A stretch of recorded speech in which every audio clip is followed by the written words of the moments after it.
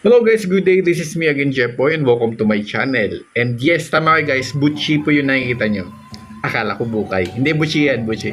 Butchi, butchi, ayan, dyan, dyan. Yay, hey, hey. Guys, sorry, nakirid away. So yun guys, mag-food vlog tayo ngayon and luto tayo ng butchi. So samahan nyo ako guys. Let's go!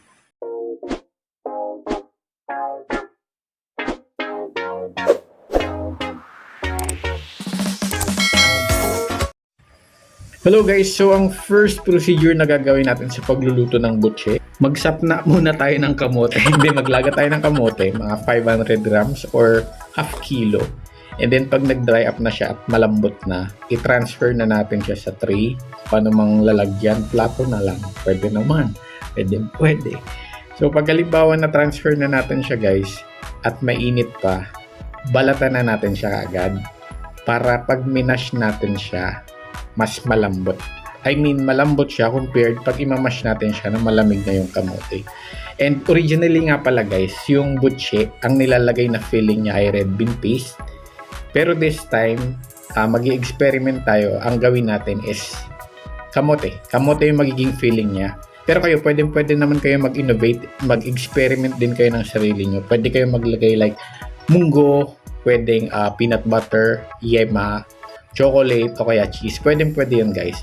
Pero ako lang, ang gagawin ko lang is kamote since ito yung available na na pwedeng gawing filling or palaman ng butche. And dito transfer ko siya guys sa bowl kasi dito ko siya ititimplahan kasi medyo maliit yung plato. So mash mo lang siya ng maigi. And since malabnaw yung kulay niya, gagawin ko is mag-add na lang ako ng food coloring. Ito, magdi-dissolve ako ng 1 pinch ng ng violet food color sa tubig, sa 1 tablespoon ng tubig.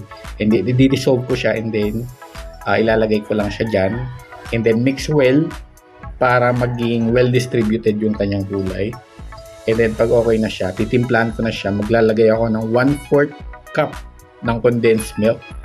Okay na sa akin guys yung 1/4 cup, pero kung gusto niyo ng medyo matamis, pwede nyo naman gawing 1/2 cup. Since 1/2 kilo naman yung kamote. Sa akin lang, okay na to kasi hindi ako masyadong mahilig sa matamis. I mean, mahilig ako sa matamis pero hindi yung masyadong matamis. Kasi ayaw natin maging candidate for diabetic. Tapos pag halimbawa na mix nyo na siya guys ng maigi, transfer ko na lang muna ito kasi gagawa ko ng dough. Transfer ko sa plato. And then gagamitin ko yung bowl para gumawa ko ng dough. And sa paggagawa naman ng dough guys, kumuha tayo ng glutinous rice flour. Tapos maglagay tayo ng 1/2 kilo. And maglagay na rin tayo ng 1/2 cup ng brown sugar. Pero pwede nyong gawin guys na 1 cup since 1/2 kilo naman na glutinous rice flour ang nilagay natin. And equivalent pala ng glutinous rice flour na 1/2 kilo, kung halimbawa ika-cups nyo siya, ay mga 4 cups ng glutinous rice flour. Tapos dagdagan lang natin siya guys ng 1 3/4 cups ng tubig. Tapos unti-unti natin siyang ilalagay, gradual lang. And then mimix natin siya paunti-unti. And then halo, and then lagay tubig. Tapos masa hanggang sa maging dough siya. Tapos siya yung gagawin natin na pambalot doon sa filling or sa stuff ng magiging butchi natin na kamote. So ganun lang guys, hanggang sa maubos yung 1 3/4 cup na tubig. Tapos masa lang kayo ng masa guys hanggang sa ma-achieve nyo na yung pinaka dough or yung consistency ng magiging dough natin. Yung right consistency ng magiging dough natin. Paulit-ulit na naman ako. So yan guys. And trivia pala, ito palang butchi ay nag-originate sa China. Tapos ang tawag pala nito sa China ay Xian Jua. Wow. Ano daw?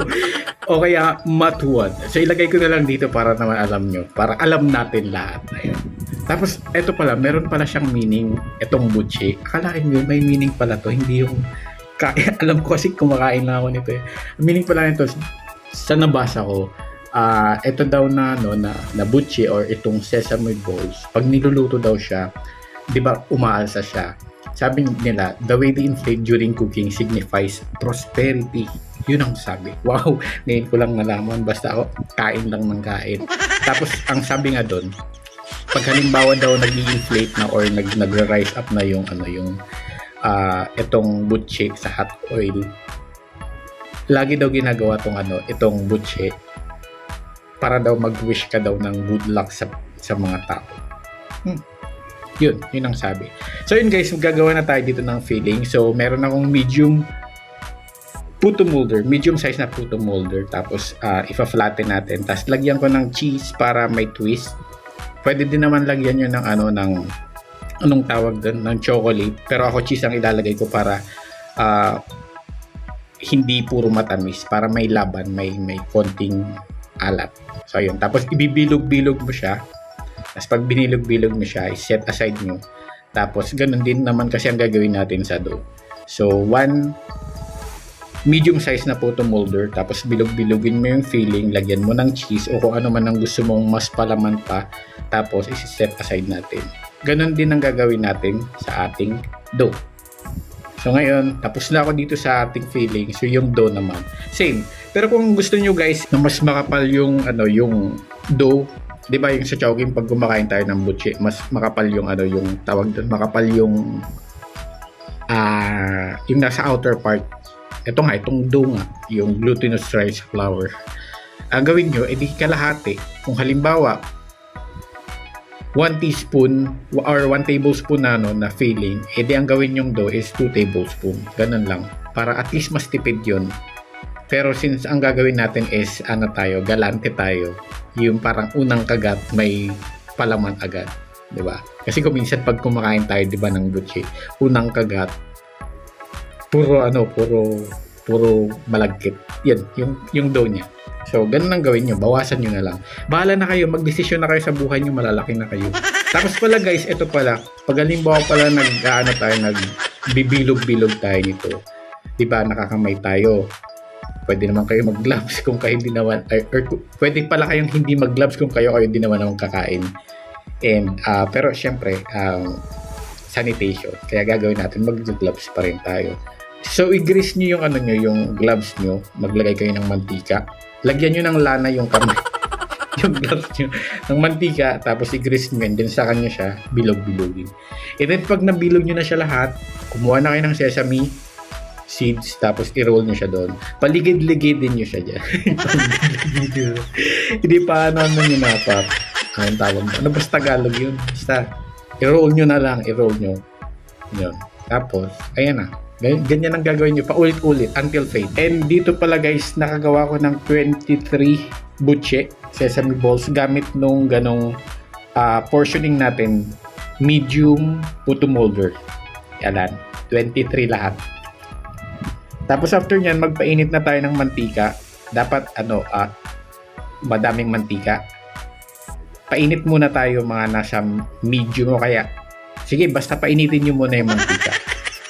Tsaka dapat madami yung mantika kasi ilulubog natin. Dapat pala nakasubmerge yung butche natin. Tapos pag na siya, mainit na siya, kumukulo na, makikita nyo. Saka nyo na iset yung kalayo. Saka nyo na iset yung apoy sa low medium o kaya kahit low lang. And then lagay na natin yung ating butche. Tapos ayan, ang mangyayari niyan guys, nakalubog muna siya. And then masasabi niyo na luto na siya kasi lilitaw siya. Tulad nung sa description na sinabi ko kanina. Magi-inflate pa yan or magi-expand and then lilitaw na siya. Sabi dun sa description, pwede kayo mag-wish pag nag-inflate siya. So ayan guys, ganyan ang gagawin nyo. Antayin nyo lang siyang mag-golden brown. Tapos pag nag-golden brown na siya,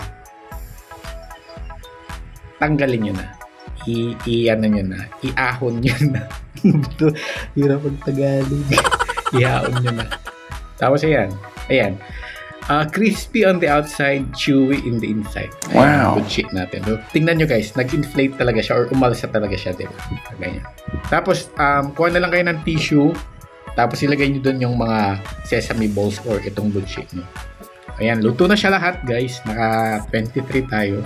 So, palamigin ko lang ng konti kasi may mamanti-mantika pa and then mag-food taste na tayo. Mag-verdict time na naman tayo. So, ito yung pinaka-paborito kong part, yung tinitikman ko yung sarili kong gawa. So ito na guys, verdict time. Ito, honest feedback to guys ha. Ayan, pagbukas mo pa lang or paghati mo ng butchi na yan, feeling na kaagad. Unlike sa typical na butchip, di ba, pag kumurot ka o pag kumuha ka ng konting portion, puro siya dough. Ito, pag ano mo pa lang ng konti, may feeling na kaagad. And unang kagat natabangan ako. Pero nung lumamig pa to ng lumamig, naging okay na sa akin yung kanyang lasa. Kaya nga sabi ko, di ba guys, kung gusto nyo ng matamis, yung 1/4 cup na condensed, pwede nyo gawing 1/2. And then, yung 1/2 cup naman na sugar sa dough, gawin yung 1 cup. Ayun. Kayo nang bahala. Pero sa akin guys, nung lumamig to, naging mas okay yung lasa niya sa akin. Masarap pa na ako kasi hindi gaanong matamis. Si Abangan nakatatlo eh. So gawin nyo to guys. Thank you so much for watching uli. Bye!